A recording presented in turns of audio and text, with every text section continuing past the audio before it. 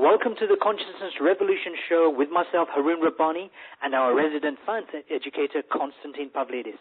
Now, on today's show, we have a fabulous individual who has far too many achievements and accolades in the field of science and consciousness for me to mention, because otherwise we're going to be here in 60 minutes just talking about her accolades. Now, before we start the interview, though, just a quick couple of announcements. Here in London, we're lucky to have our last week's guest on the Consciousness Revolution show, Dr. Carmen Bolter.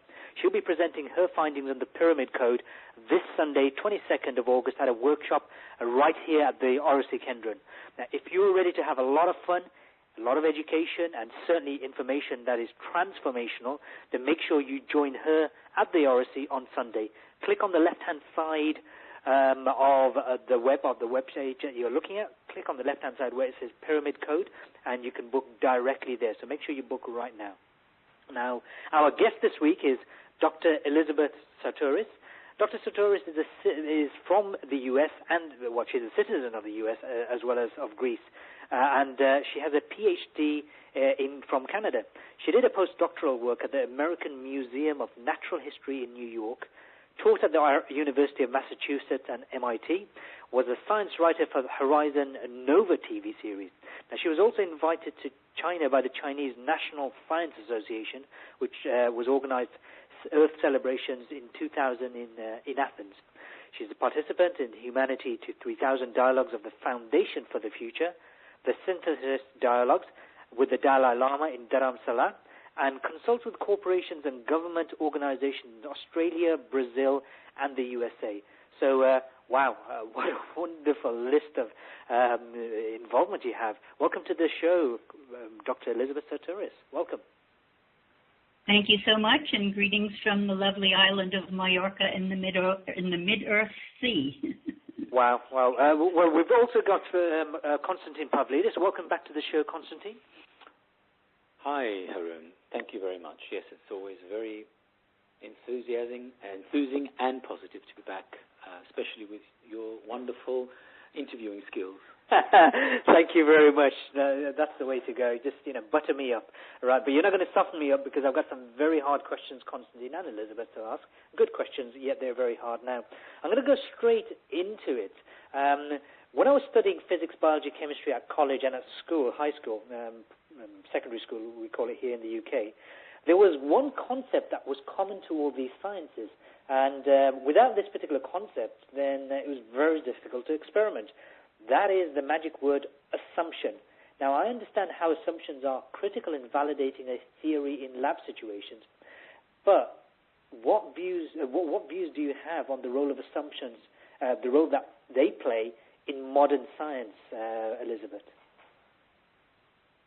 Well, that's a wonderful question to start with, Harun, because many scientists nowadays have been trained without ever taking a course in the philosophy of science. In other words, a course about science as a human endeavor.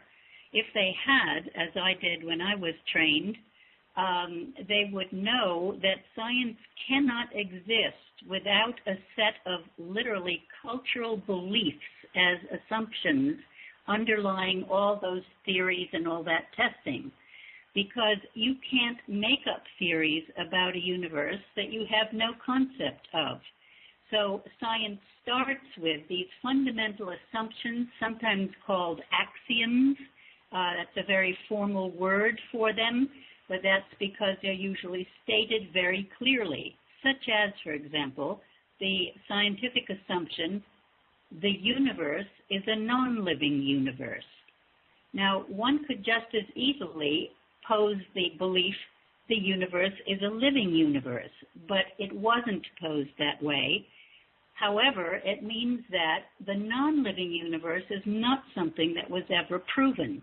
It's something that underlies all of those theories about the universe, however, and therefore really colors the way those theories are phrased. Another fundamental assumption is the universe can be studied objectively. In other words, when we study it, we don't interfere with it. We don't really even connect with it. We can just treat it as something separate from humanity. Again, this is a cultural belief, And both of these beliefs I've mentioned, which are only a few of quite a few, they would never have been thought of in, for instance, devising Vedic science or Taoist science or indigenous sciences, where the universe was always alive and participatory. So it's very important for us to recognize these assumptions when we're looking at the kinds of things we say about the universe in relation to theories. That brings a question to me. You mentioned Darwin. Now, when Darwin presented his theory of evolution, was it taken beyond theory through scientific testing and validation, or was it just that, just a theory? Well, it remains just a theory. You can look at nature and you can definitely test it and find evidence for things like competition in nature, but you can just as easily find evidence for cooperation in nature. And, the capitalist West loved the Darwinian theory because it suited their purposes to think of competition as the be-all and end-all of evolution. But many people don't realize that in the Soviet Union, they were studying Kropotkin's theory of evolution. His book was called Mutual Aid, and it was all about cooperation. So that's another problem with science, is that it's so easily politicized. Once the European rule by church and state in an alliance gave way to rule by entrepreneurs and science, rather than church and state, the secular state was invented, and then science got to tell the creation story rather than religion. Now, science, of course, presumably understands the world not through revelation but through research. Nevertheless, the foundational story of science, as I just said, is really not a scientific story at all, but a cultural story. So, Konstantin, we've had discussions about science and, particularly Darwinian theory. What does Lamarck have to say about all this? Well, before I get on to that, Harun, I wanted to carry on with what Elisabet has mentioned regarding assumption. One of the main aspects of the scientific model and the foundation protocols, which any scientist is meant to use, has a shortcoming in as much as the degree of intention and expectation that any one so-called objective observer has over the formulation and then implementation of any experiments does affect the experiment itself considerably. And one of the problems is to be as subjective as we assume in the West regarding the way in which we observe and not affect what it is that we are engaging in. Today we know, especially through quantum theories, is actually an absurdity, because the degree to which we do affect that which we have intentions over a situation, whether it be our thoughts or our expectations, is very, very great.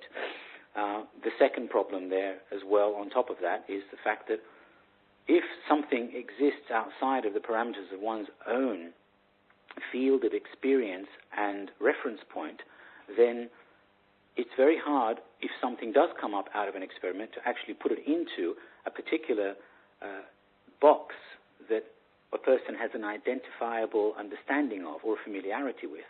And so often, for example, we've got situations where we've seen phenomena, but because we can't understand them, we put them into the box of the unknown. And in this particular, first off, in this vein, if we look back at history, where what I would call the wisdom traditions, whether that entails something which is today called metaphysics or something along the lines of ancient wisdom or knowledge, science and those traditions were not separate. There was a very strong understanding and foundation sense of unity, so there was a theory of unification, as opposed to what it has become, especially post-Descartes period, which is one of separation and trying to explain all phenomena after they've been separated, analyzed, and put into their component compartments. Now, getting back to your first question about Lamarck as a